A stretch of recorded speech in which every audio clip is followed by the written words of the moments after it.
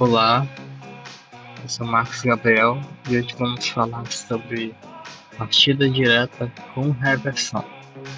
Partida direta com reversão quer dizer que a gente tem um motor diretamente conectado à rede e com reversão se refere à parte de que o motor pode ter uma rotação para o sentido anti-horário e a reversão para o sentido anti-horário, para o sentido horário e anti-horário.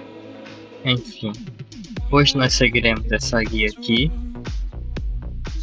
porém a gente vai meio que enxugar esse circuito e adaptando ele nós temos esse aqui conforme mostrado na simulação. Para o sentido anti-horário nós temos a alimentação trifásica, um contator representado por K1 e o relé térmico representado aqui por L. A rede trifásica ela vai primeiro passar pelos contatos de K1, para só então passar pelo relé térmico, que será o dispositivo de proteção aqui desse sistema. Podemos ver que nós temos as fases R e ST, sendo a fase R entrando no terminal 5, a fase S no terminal 3 e a fase T no terminal 1 de K1. E as saídas conectadas diretamente ao motor trifásico. Para a gente ter o acionamento no sentido horário, por meio desse contato de K1, nós temos aqui o seguinte diagrama de comando. Nós temos a botoeira normalmente fechada e nós temos o contato do relé térmico fazendo a proteção desse esquemático do comando. Para a gente ter o acionamento de K1, a gente vai utilizar uma botoeira normalmente aberta, S1, e em paralelo com ela a gente vai ter um dos contatos auxiliares de K1, contato de selo. Esse terminal, esse número, numeração 13 e 14, o 1 na frente aqui quer dizer que é o primeiro contato, e 3 e 4 significa que ele está normalmente aberto. Continuando, a gente tem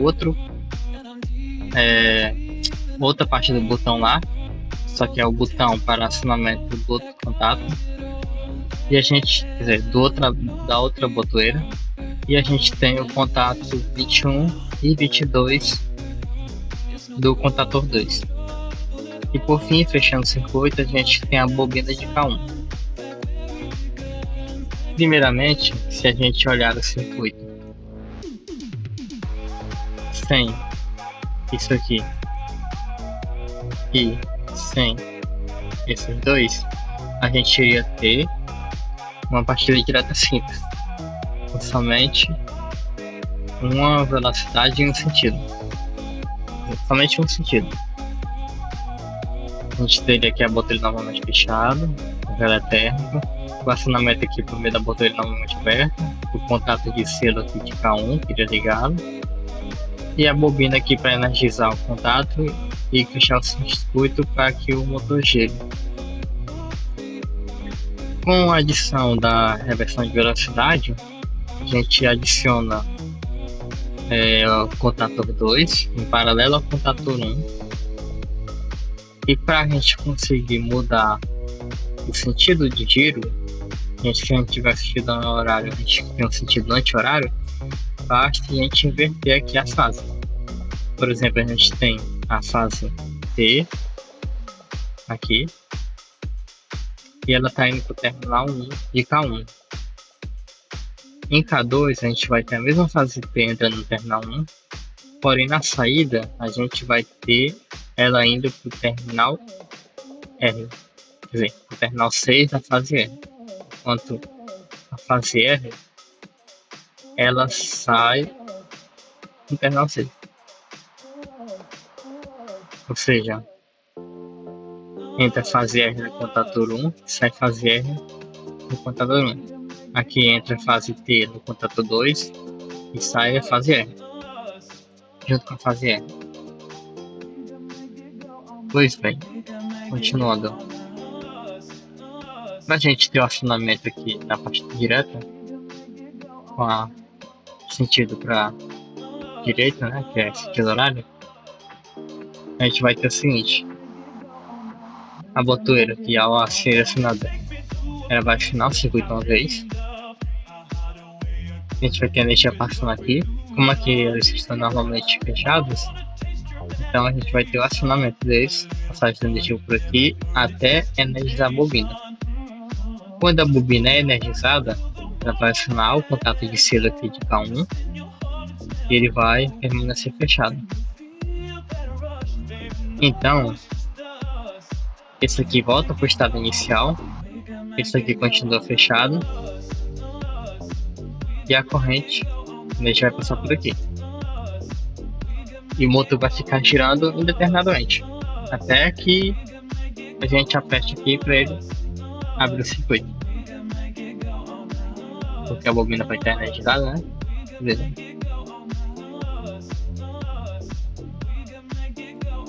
Então, se a gente acionar aqui a botoeira normalmente fechada, ela abre o circuito. Quando ela abrir o circuito, não vai ter mais energia aqui, e a bobina ela não vai estar mais energizada. Quando ela não estiver mais energizada, esse contato de selo que permitir o botão funcionar dele vai abrir novamente e a gente vai ter o motor parando de funcionar. Esse esquema ele funciona também com o contator 2 para o motor atuando no sentido anti-horário. Mas então, como é que é o funcionamento dele? Bom, a gente tem aqui, do mesmo modo como no sentido horário, com o contator 1, no contator 2 vai ter o mesmo esquemático. Também vai ser o mesmo princípio de funcionamento. A gente vai ter o contator 2, contatos de selo no caso, normalmente aberto, 13 e 14. E também vai ter a chave aqui para ele ligar a botoeira. Esse esqueminha aqui é chamado intertravamento porque ele vai evitar que ocorra um curto entre esses dois contatos, esses dois contatores. A gente não pode ter energia passando aqui e aqui. Se essas correntes cruzarem, aí vai ter o curto-circuito. Para evitar isso, a gente tem esse sistema de travamento em que caso o motor esteja girando no sentido horário, obviamente quando a gente tiver energia passando por aqui, se a gente quiser trocar ele para o sentido anti-horário, no caso apertando S1, S2, então o que é que ele vai fazer? Ele vai ter aqui a energia passando por S1, ele ainda está ligado. Ele vai ter a energia passando por S1. S1 ele vai fazer com que o contato volte a ficar nativo aqui, fechar novamente. Quando ele fechar, ele vai aqui para K1 também. K1 volta, tá novamente aberto, fechado. E então ele vai ter uma abertura aqui dessas chaves. Ou seja, se aqui estava normalmente aberto, quer dizer, se aqui estava fechado, possibilitando a passagem de corrente, ele volta, está fechado. E com isso ele vai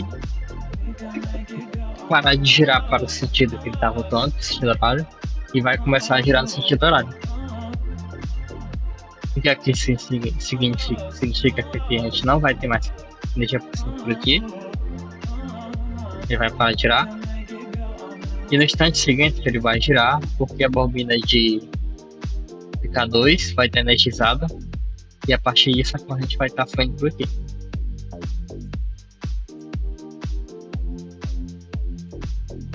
Pronto. Agora a gente vai para a simulação para testar aqui o circuito. Vou ligar o motor aqui no sentido horário. Beleza. E tá funcionando. Vai perceber aqui que os contatos são auxiliares 21, 22 de K1. Estão aqui normalmente fechados, estão fechados, quer dizer, abertos. E K1 está fechado. A gente nota que a gente está passando por aqui, ó, e ele está alimentando a bobina K1. No instante que eu acionar K2, K1 deixará de estar energizado. Aqui, ó. E aqui voltou ao normal. Quando eu aperto S2 novamente, quem vai estar energizado será a bobina de K2 e o motor passa a girar no sentido anti-horário. E agora eu posso desligar o motor. Ligar novamente.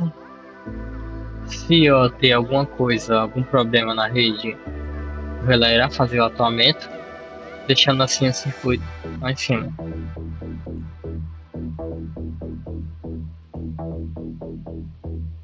Eu preparei aqui também um esquemático em 2D para a gente ter uma leve noção do funcionamento. Eu não estou utilizando os contatos do relé térmico 9596 por conta de um problema mesmo de software que ele não está fazendo com que ele funcione. Ou seja, a corrente não está passando aqui para acionamento das duas botoeiras. Então vou meio que deixar praticamente sem o relé térmico, apenas para a exibição do funcionamento. Apertando assim o motor está girando agora. Sentido horário. E agora vamos para S2 para ele girar no sentido anti-horário. A seta aqui indicativa mostra que ele está girando no sentido anti-horário. E essa faixa vermelha aqui no contato 2 mostra que ele está sendo ligado agora. E eu posso apertar F0 para desligar o sistema.